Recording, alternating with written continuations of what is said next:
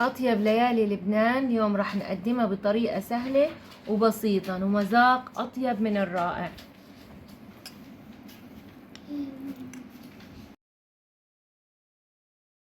لليالي لبنان عندي هون لتر من الحليب، 3/4 كوب من السكر كله على البارد راح ضيفه، كوب من السميد الناعم، ملعقة صغيرة من الفانيليا، تمام.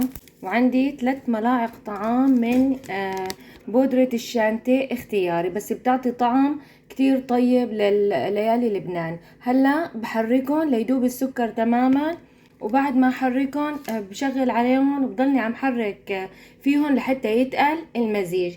قبل ما طفي النار عليهم بضيف ماء الزهر. هيك الخليط بلش يتقل معي.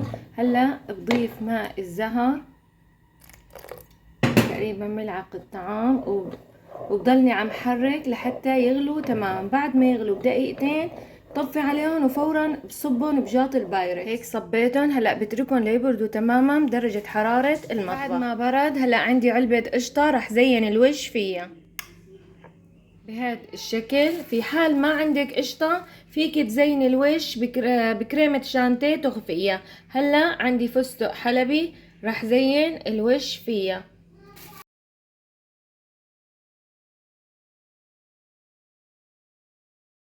هيك بعد ما خلصتها هلا بغطي وشها بلاصق الطعام وبحطها بالبراد اقل شي 6 ساعات. اطيب طبق ليالي لبنان صار جاهز معنا.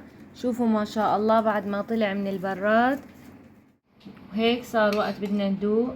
ممكن تتقدم مع القطر او مع العسل. هي مع القطر. شوفوا ما شاء الله قوامها. صار وقت ندوق.